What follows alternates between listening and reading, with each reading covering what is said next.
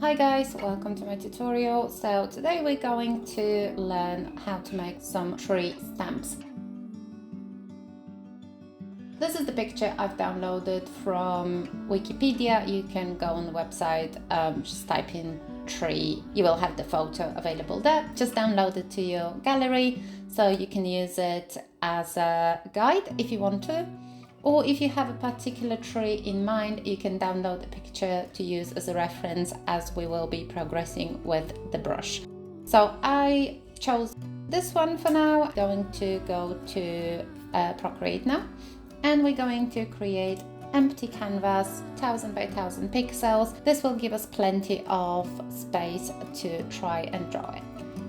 Next thing, we're going to import the photo for the reference that we have downloaded. So I'm just going to go to add and then insert photo because we've saved it in our gallery, and I'm going to use this tree. Now that we have it, I'm going to remove some of the parts of it. So because I took the screenshot, I had some letters there, and I pretty much want only the tree to be in the middle, visible like that. I do have the snapping on, so as you can see, when I move that canvas, it does kind of snaps to the middle, which is what I want. If you don't want it and you have like the photo where the tree is on the side or something like that, make sure that you have the snapping off so it doesn't make it more difficult for you to try and make it work for you. Now that we're happy with that, what I'm gonna do, I'm gonna reduce the opacity. So obviously we don't want the main photo to obscure what we're trying to draw. 30% is fine with me, and then I'm also going to create a new layer that is going to be on top of that one, just so I can outline that tree for my map purposes. For this, I'm going to use black ink, so change the color to black. To make it pure black, you can just double tap close to it and it will snap to it in Procreate. And then I'm going to choose one of the brushes that are already included in Procreate, so you don't have to go and download. I got some map specific one that I like to be using. However, for this one, I do want to use the brush that you have already available for free on your Procreate program. Choosing a brush at this stage does have an importance, because if your maps are usually more hand-drawn style and include pencils and very textured lines, I would suggest that you do choose one of those as well, so it does blend in very nicely with your finished artwork. This will be a stamp brush, so it will have the same kind of textures as the brush that you will create it with. So in my case, because I'm creating kind of pencilish lines on my work, I will try to choose something that will represent it the best.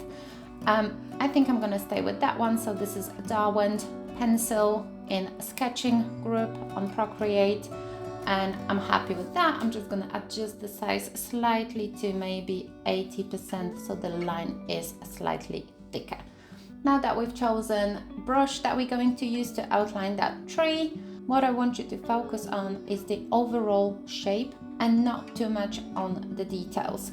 I mean, when you look at the maps that I've created, so for example this one, the trees are quite small, so when you print it and when you see it as a whole, they do not have that many details, yet you clearly can see that it is in fact a tree. So as you can see, there's just slight oblong shape with some details to indicate the difference between the trees, but overall they are very simple and almost looking like an icon, which is what we're aiming for. So with this one, what I'm going to do, I'm going to first draw the base of the tree, and then you can also indicate straight away the shadow if your maps have constantly the same source of light. So if you always like to shade them on the right or on the left because the sun shines either on the left or on the right on your maps, you might want to incorporate it straight away here to make it easier for you in the long run.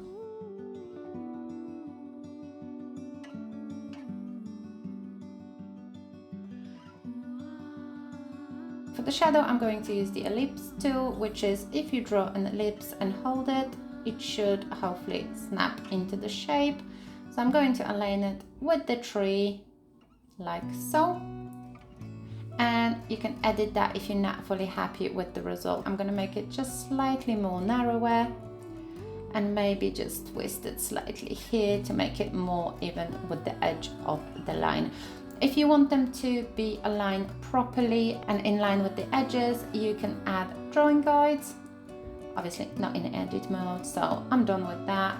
Now if you go to Canvas, and then you can go to edit drawing guides, so more or less it is in the area that I wanted to. Now I'm gonna color the shade, and that will be our shadow that the tree is throwing on the ground when the sun hits it. Alright, so our base is complete. Now, to be on the safe side, I'm just going to create another layer for the crown of the tree, just in case something goes wrong around the base and I have to erase it. I don't want it to be a hard work to change. So we're keeping the same brush, we're keeping the same size of it, and what I'm going to do, I'm just going to outline that tree with like the main parts of the crown. So as you can see, there's some bottom parts and then some top parts. So I'm going to start on the top, and I'm just going to outline it very, very briefly.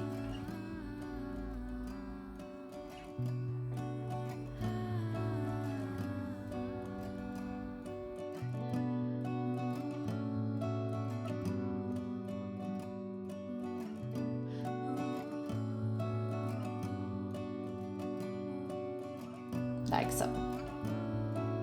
Yeah, I think I'm happy with that. I'm now going to add some more inner lines just to show the volume of the tree that we're trying to portray.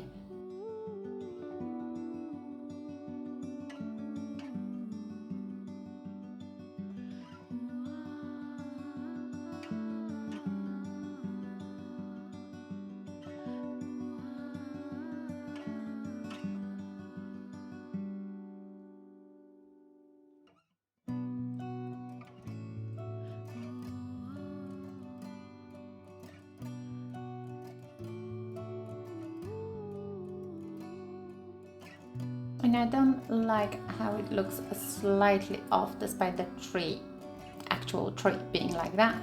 So I am going to slightly move that to the right. Actually, I'm going to move the base slightly to the right.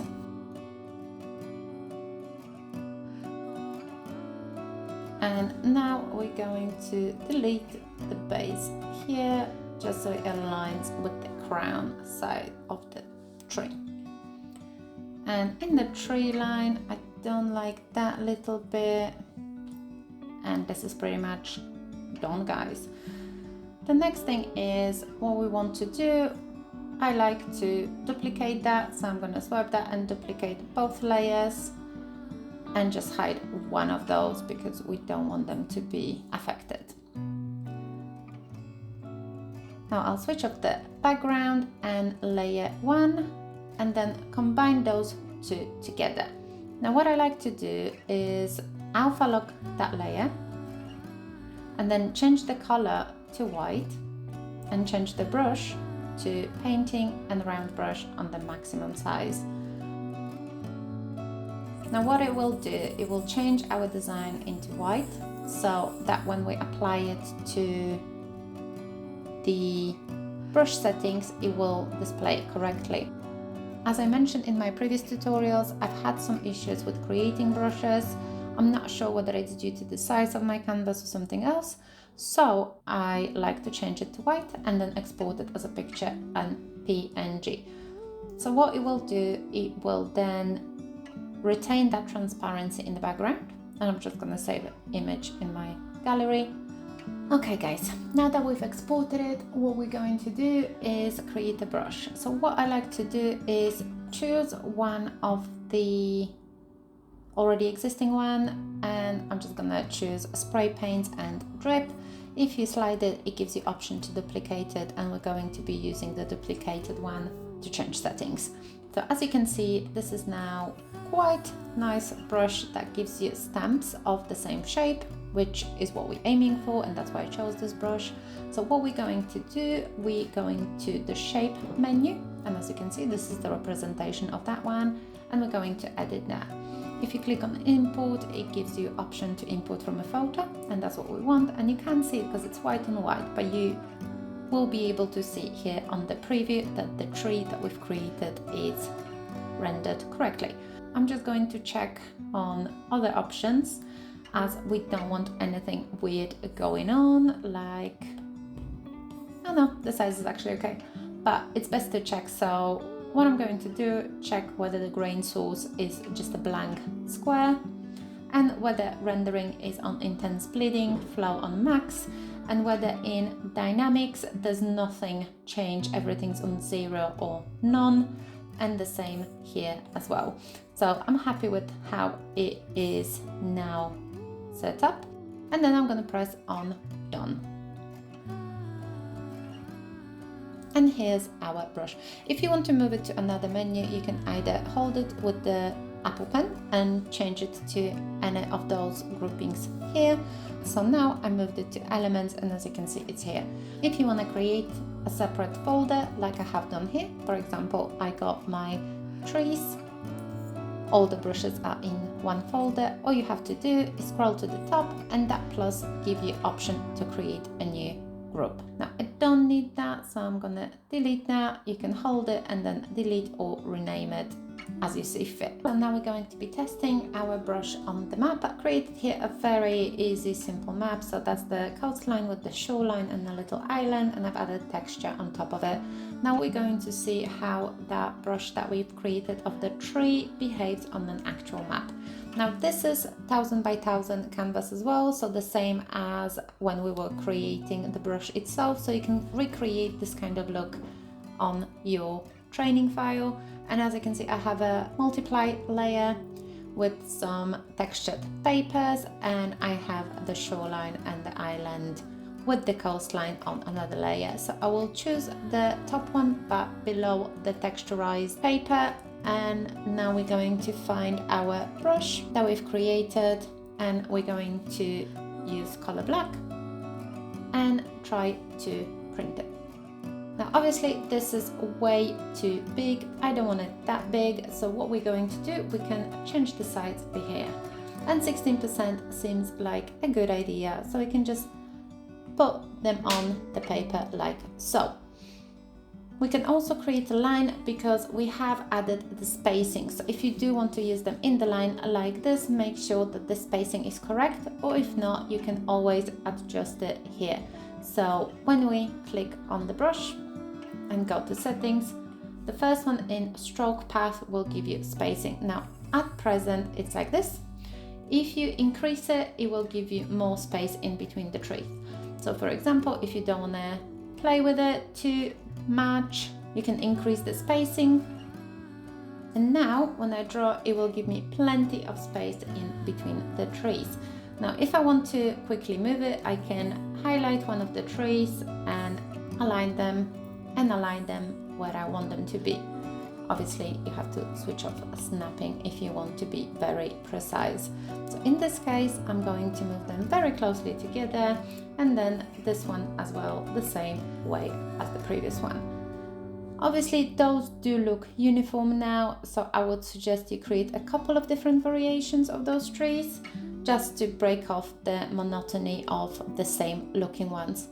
Or you can create a copse of trees, which is a couple of them all together, and create them in another stamp like so. Now as you can see, I've previously created quite a lot of those tree icons, and some of them contain more than just one tree in here. So I got the pine trees, which is going to show 3, and again the size is very big because I usually do work on a very big maps. So as you can see here, you can have 3 Christmas trees all together, or you can have a copse of trees. Make it slightly bigger so you can guys see. And those don't look as uniform as just single ones. And then you can adjust the size like so to make them matching with the line work of your artwork. Now if you're unhappy with how that looks, you can always go back to your file of the tree And in this case, I didn't like the fact that the line work was so much thinner than the line work on my actual map. So I am going to outline it once more with the thicker brush. So I'm going to sketching, and this time I might choose a 6B pencil, and I'm just quickly going to outline it again. This time I'm also going to choose white color because we already inverted it. And remember, we did do alpha log, so we have to untick it to make the line thicker. Now this is more like it. And I'm just following the lines that I have created previously.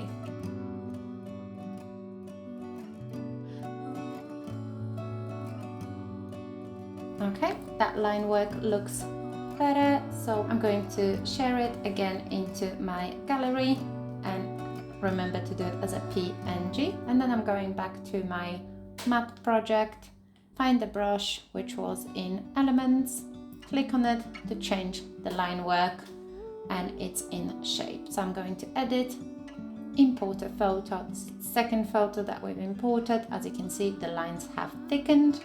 I'm going to press on done, and I am going to slightly reduce the spacing because I want them to be slightly closer together. Press done, and that brush now has been updated. So this time when I change the color to black and I press it, the line work looks so much better than the flimsy thin one over here. So you can always go back, make changes to the brush if you don't like how it looks like on the actual artwork, and then you can change it to match your thickness as well. If it's too thin or if it's too thick, you can always redo it and then export it and create many variations. If you're constantly using light on your mouse from the left or from the right, you can create shadowed trees. So if I press this one, you will see that it actually creates straight away the shadowing on the tree, so we know that the light is hitting it from the right hand side. And similarly, they all in this folder shaded on the left hand side to align them with that sun direction. It does speed up your process if you do make your map shaded.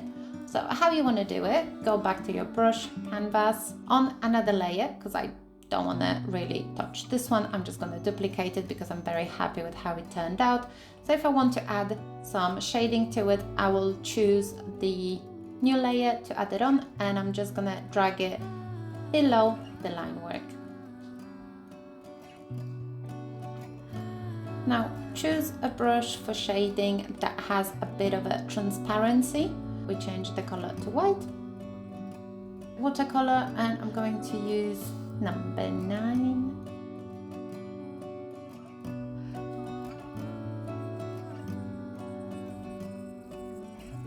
And obviously the whiter the area it is, the more shadowed it's going to look like on the actual brush. So as you can see, we have gone outside of the line, but not to worry because we painted it on another layer.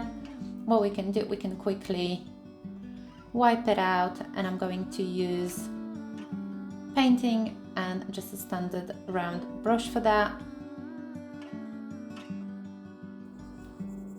You can adjust the size obviously to get into the more intricate areas, but you do want to make sure that you wipe pretty much everything that sticks out outside of that tree.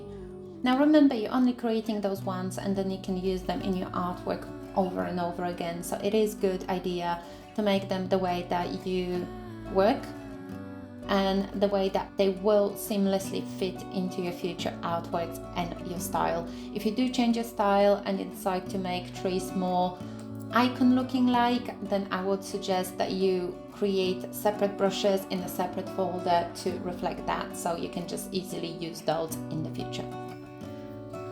Now we're going to export that picture as a PNG and save it in my gallery, and then we're going to test it on our map created picture.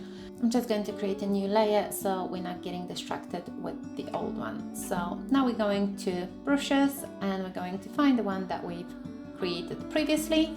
We're going to duplicate that and click on it to access the settings. Now again, we're going to shape, and we can edit that to the picture that we've exported. They're all white, but obviously it's the latest one that you have set up. Now press on done, and because I was happy with the settings of the previous brush, there is nothing here that I want to adjust, so I'm just going to press done. And now remember to change that color to black, and when I press on the size chart, it will allow me to make it bigger or smaller. However, as you can see, that shading is already there. So if I know that the sun will always hit from that angle, I will include that shading from left or from right to speed up my process. Hope you like it, guys. This is it for today. If you want me to show you different types of trees, let me know in the comments. Like I mentioned, I've created quite a lot of different types, from copse of trees to standalone ones, even to like savannah to jungle ones, just to make my work easier. There are some bare trees as well. If you want to make some barren lands or deserts, maybe it would be nice to add those kind of things into your artwork. As you can see, these are all uniform. These are all the same trees. However, if you do zoom out, they don't look that obvious that they have been stamped onto the artwork, and that's the whole purpose of those brushes. So you can speed up your process without making it obvious that you've just copied and pasted them all together. The more variations you have, the more complex and unique each of your artworks will look like, despite reusing the same elements. So I hope, guys, this helped you. If you do have any questions, let me know. If anything from my tutorials doesn't work for you, also let me know. I'll try to help you out. But this is it for today. Hope you enjoyed it, and stay tuned for the next one.